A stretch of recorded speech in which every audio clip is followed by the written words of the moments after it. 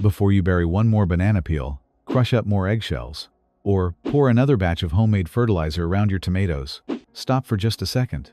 Right now, in late June or early July, your tomato plant is entering a critical stage.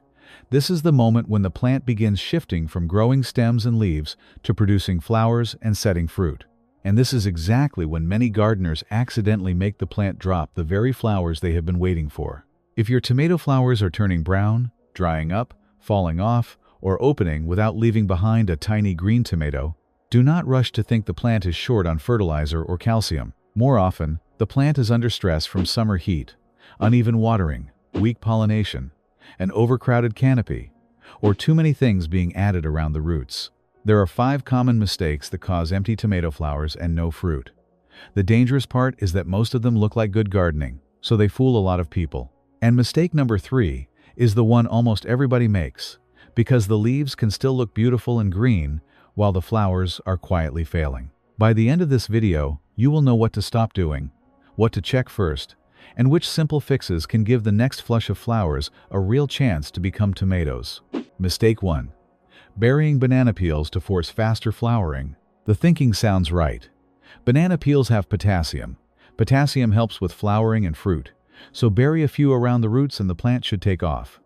The trouble is timing. A buried peel takes weeks to break down before the plant can use anything in it, and a plant losing flowers right now needs steady conditions over the next few days, not a feed that arrives next month. How do you know you've fallen into this one? You started burying peels after the flowers were already dropping. You dig down, and the peels are still sitting there whole. You've got a sour smell, or ants and flies gathering around the base. And the flowers keep falling anyway. Here's the part that matters most when you go to fix it. Do not go digging around the roots to pull those peels back out. A tomato plant that's already under stress does not need you tearing through its root zone. Just stop adding more.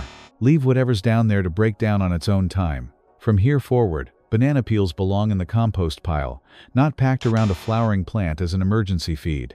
If you do want to feed the plant, here's the honest rule. Wait until you actually see those little green tomatoes forming. Then reach for one small bag of balanced fertilizer with clear numbers on it. A 10-10-10. A 10-pound bag is plenty for a backyard row, and it runs about $12 at Home Depot. Follow the label, don't go stronger, and don't feed before the fruit sets. And if your flowers are dropping in the heat with no fruit yet, skip the fertilizer for now and fix the water, the heat, and the pollination first, because feeding a heat-stressed plant just pushes out more leaves. Banana peels are not useless. They are just far too slow for a tomato plant that's losing flowers right now. Before we move on, tell me this in the comments. Have you ever buried banana peels around your tomatoes after the flowers already started dropping? And if you did, what happened next? Did the flowers hold, or did they keep falling? Mistake 2. Sprinkling eggshells for a problem that's really about water. Gardeners often blur 2 different problems together: flowers dropping before any fruit forms, and young tomatoes getting that sunken brown spot on the bottom. Eggshells get blamed, or praised, for both, because they have calcium. But in the heat of summer, the real issue usually isn't how much calcium is in your soil. It's whether the plant can move it, and calcium only moves on steady water. If the soil keeps swinging from dry to soaked, or the roots are hot and disturbed, that calcium never reaches the flowers, and eggshells break down far too slowly to fix a flower dropping this week. You're probably caught in this one if you're scattering eggshells while the flowers fall. You're watering unevenly, but only thinking about adding calcium. The surface looks damp, but 3 or 4 inches down, it's dry, or you've been scratching and digging around the base of the plant. The fix is water, done properly. First, stop treating eggshells like medicine. Push a finger 3 to 4 inches into the soil. It should feel like a wrung-out sponge, moist but not soaked, and never dusty. Water deep and slow right at the base, not a quick splash over the top, until the soil is wet 6 to 8 inches down where the deep roots live. And leave that root zone alone. No deep digging around a plant that's trying its best to flower. The simplest way to get that steady, even water is a soaker hose. You lay it along the base, turn it on low, and it soaks the root zone slowly instead of you splashing the top and hoping. A 50-foot one covers a small bed and runs about $26 at Lowe's. For flowers that are dropping this week, that does more than any amount of eggshells, because it fixes the real problem down at the roots. Eggshells may help your compost over time. They cannot fix a watering problem overnight. Mistake 3. Trusting green leaves while the flowers quietly fail. This is number 3, and it's the one almost everybody makes, including good, careful gardeners who do everything else right. Here's the mistake. You look at your plant, the leaves are green, it's standing up tall, you've been watering it faithfully, so you figure the plant is fine, and if the flowers are dropping, well, it must be short on something. So you reach for more fertilizer, more calcium, more potassium, but you're judging the whole plant by the leaves, and the leaves will fool you. Tomato flowers and their pollen are far more sensitive to heat than the leaves are. Once daytime temperatures push past about 88 to 90 degrees, or the nights stay above about 70, tomato pollen can become much less reliable. Some flowers may still set, but many will dry up and drop before they ever turn into fruit. High humidity makes it worse, because it can leave the pollen sticky so it won't release, and none of that shows up in the color of the leaves. So how do you know this is your problem? Your plant is green, but the flowers dropped right after a hot stretch. Flowers open, but there's no little green tomato forming in the middle, and it tends to hit some plants harder than others, which matters a great deal, because it changes what you should do. If your tomatoes are in pots or containers, they heat up faster than plants in the ground, and the roots cook sooner. If they're sitting on a patio, a driveway, or up against a brick wall or a fence, that surface is throwing heat at them all afternoon long. And if you've got them under a row cover or a plastic tunnel with no airflow, it can be hotter inside that cover than the open air around it. Those are your high-risk spots, and they're worth checking first. One more thing worth knowing.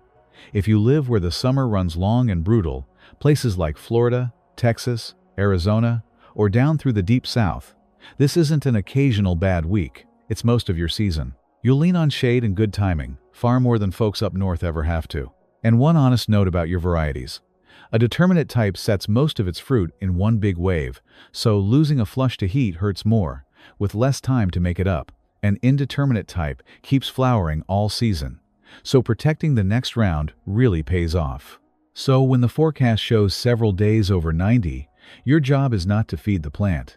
It comes down to 3 things: cool the roots, protect the flowers, and help the pollen move. The single best tool for protecting those flowers in a heat wave is shade. A 30% shade cloth, the kind that takes the edge off the afternoon sun without starving the plant of light, covers a small bed for about $26 at Home Depot. When it's this hot, that beats any fertilizer you could buy. I'll show you exactly when and how to put it up, day by day, in the rescue plan coming up. Now I want to know how many of us have missed this one. If that has happened to you, comment number 3 below. Mistake 4. Pouring on grass or weed tea you can't measure. The 4th mistake is pouring grass clipping tea or weed tea on your tomatoes to make them bloom. The pitch sounds wonderful. It's natural, it's free. You soak some clippings in a bucket and there's your fertilizer. And weed tea isn't automatically bad, but an unknown bucket gives you an unknown dose. You can't know the nitrogen, the salt, or the pH, and grass tends to run high in nitrogen, which pushes a tomato to grow leaves instead of fruit. Worse, if that grass came off a lawn that was ever treated with weed killer, the chemical can carry right through into your tea, and tomatoes are extremely sensitive to those residues. You might be caught in this one if you're brewing weed tea with no real recipe. You're not sure the lawn was ever sprayed, or your plant turned lush and leafy with new leaves that curl and twist while the flowers drop. The fix is simple. If you don't know where the grass came from, don't use it, and never use clippings from a sprayed lawn or grass from a yard or park where you can't know the spray history. If you've already poured some on and the new growth is curling, stop every homemade feed and just keep the water steady. And instead of brewing an unknown tea, do the thing that actually helps a hot, stressed plant. Put down clean straw as mulch. One straw bale from a farm store like Tractor Supply is about $10, and it keeps the root zone cool and the moisture steady, which is what the plant needed in the first place. If you do want to use your own grass, the kind off a lawn you've never sprayed, compost it properly first. That's a different story, and plenty of gardeners do it for years without trouble. The real danger is grass from a source you can't verify, used fast and strong on a stressed plant. The lesson isn't that grass is evil. It's that you can't feed a stressed plant with something you can't measure. Mistake 5. Panicking and stacking every remedy at once. The 5th mistake ties all the others together. The moment the flowers start dropping, you panic, and you dump every remedy you've ever heard of around the base of the plant. It comes from a good place, the fear of losing your harvest. So in goes the banana peel, then the eggshells, then a scoop of Epsom salt, a pinch of borax, some weed tea, a little compost tea. Surely one of them will help. But here's what really happens. When you throw 5 things at the plant in a single week, you can't tell what it's reacting to anymore. And some of these can knock the root zone right out of balance. Epsom salt adds magnesium. Borax adds boron. Weed tea adds who knows how much nitrogen, and the peels and shells just sit there doing nothing fast. A flowering tomato does not need 5 new things in 7 days. It needs to be left in steady, calm conditions. You know you're here. If you've got no real schedule, you can't remember what you put down this week. You've layered 3 or 4 remedies on top of each other. Your plant has a brand new problem, and you have no idea which thing caused it. Or you started adding things before you ever checked the heat and the water. So we're going to do the exact opposite of panic. And before you add one more thing, measure what's already happening. A little rain gauge, about $6 at Ace Hardware, sitting out by your tomatoes, tells you how much water they're actually getting. Instead of you guessing and reaching for another remedy, measure first, then change one thing at a time. We're going to reset.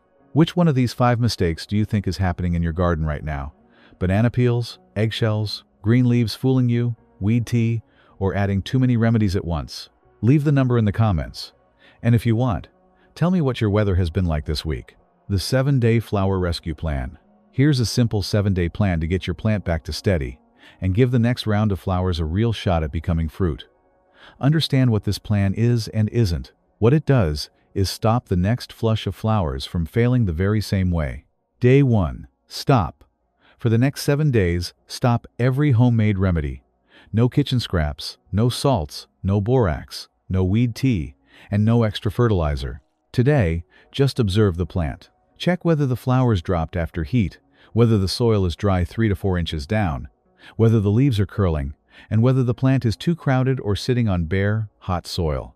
If the plant is a thick wall of leaves, remove only the lowest leaves touching the soil, and a few crowded leaves in the center. Do not strip the plant bare, especially in a heat wave. The goal is not to shock the plant, it is just to let air and light reach the flowers. Day 2. Fix the water. Water deeply in the morning, right at the base, and check 3 to 4 inches down. For pots, check daily in a heat wave. Water until the extra drains out the bottom, and never let the pot sit in standing water. Day 3. Cool the roots. Put down 2 to 3 inches of mulch, clean straw, shredded leaves, or rough compost, and keep it back off the stem. If it's in a pot, shade the surface of the pot and get it up off hot concrete. Day 4. Get ahead of the heat. Check the forecast. If it's headed over 90, put up your 30% shade cloth aimed at the afternoon sun, and don't wrap the plant up all day if it still needs the light. If you've got a row cover or a plastic tunnel over flowering plants in this heat, open it for airflow or take it off, because it can run hotter inside than the open air. Day 5. Help pollination. In late morning, once the flowers are dry, give the support stake a gentle shake to knock the pollen loose. For pots, balconies, or greenhouses with little wind or few bees, a cheap battery toothbrush, about $4 at Walmart, touched to the stem behind the flower cluster, not the petals, does the same job. Most outdoor beds with a little wind and a few bees won't need it. A few times a week is plenty. Skip it if the flowers are wet or the plant is wilting. Day 6. Read the flowers. Yellow, dried, dropping stems mean that flush is likely gone, and that's all right. New flowers with firm green stems are the ones you're protecting. Don't chase what you lost. Guard what's coming. Day 7. Decide about feeding. If you've got little green tomatoes forming, you can side dress lightly with that 10-10-10, following the label. If the plant is hot and hasn't set any fruit yet, hold off. If it's a thick wall of leaves with few flowers, stay away from high nitrogen feed. For tomatoes in pots, follow the container directions on the label, and feed a little and often rather than dumping a full garden bed dose into one pot. And if you honestly don't know what your soil is short on, get a soil test through your local extension office before you add a single thing. You can't put dropped flowers back on the plant, but you can protect the next flush, and that is what saves your harvest. If this helped you understand what your tomato plant is trying to tell you, Subscribe to Tommy's Lazy Garden for simple backyard fixes that don't need expensive products or complicated tricks. Thanks for watching. Take care of those tomato plants, and I'll see you in the next one.